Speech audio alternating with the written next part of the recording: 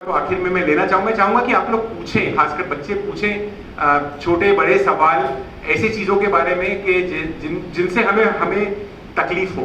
मैं चाहता हूं, कई बार ऐसा होता है कि बच्चे बड़ों को सबक सिखा रहे हैं। मैं एक स्कूल में गया था जहां पर एक छोटे बच्चे ने मुझे कहा कि मैं अपने तरीके से बहुत अच्छा करना चाहती हूँ, लेकिन मेरे पेरेंट्स कहते हैं कि इसकी क्या जरूरत है। मेरे फादर ने प्लास्टिक का बैग निकालकर रास्ते पर फेंका। मैंने उनको कहा कि ऐसा नहीं करना, तो बोले तू क्या सिखाएगी मुझे, ऐसा उसने बताया मुझे बच्चे ने।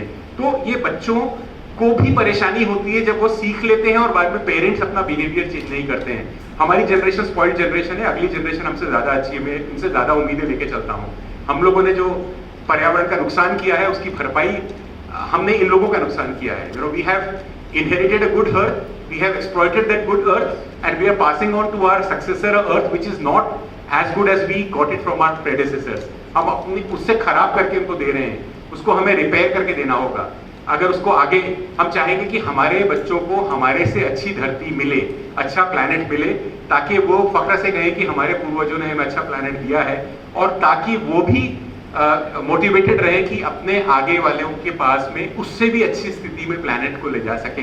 Heal the planet, clean the planet, make it better किया जा सकता है, इंप्रूवमेंट हो सकती है, बहुत सारी चीजें हैं। तो let's do it together, let's work towards making our earth a better place. और जब गांधी जी की बात करते हैं हम लोग, मैं कंक्लूड करूंगा, गांधी जी की बात जब करते हैं तो गांधी जी यही चाहते थे। गांधी जी चाहते थे कि गांवों में पहुंचे, गांव में काम हो, सेल्फ सफिशिएंसी हो, चरखा चले, मिनिमम इम्पैक्ट हो।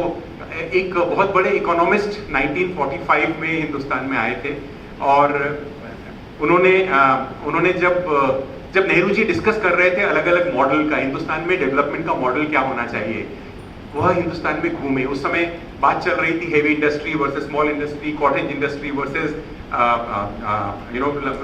मीडियम इंडस्ट्रीज एंड ऑल की बहस चल रही थी दुनिया भर की।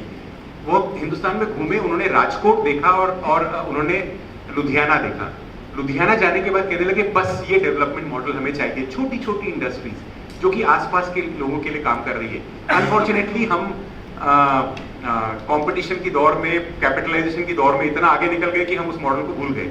अब विश्व उसको अडॉप्ट करने की बात कर रहा है, पूरी दुनिया के लोग उसको अडॉप्ट करने की बात कर रहे हैं। जो मॉडल हमारा अपना था, जिसको देख के वर्ल्ड इकोनॉमिस्ट हैरान थे कि ये मॉडल चल सकता है, सस्टेनेबल मॉडल है, छोटी छोटी industry, ample use of resources, labour हमारे पास अबंडेंट है, उसका इस्तेमाल करिए, और छोटी इंडस्ट्री के माध्यम से जो प्रोडक्शन हो सकता है उसको करिए।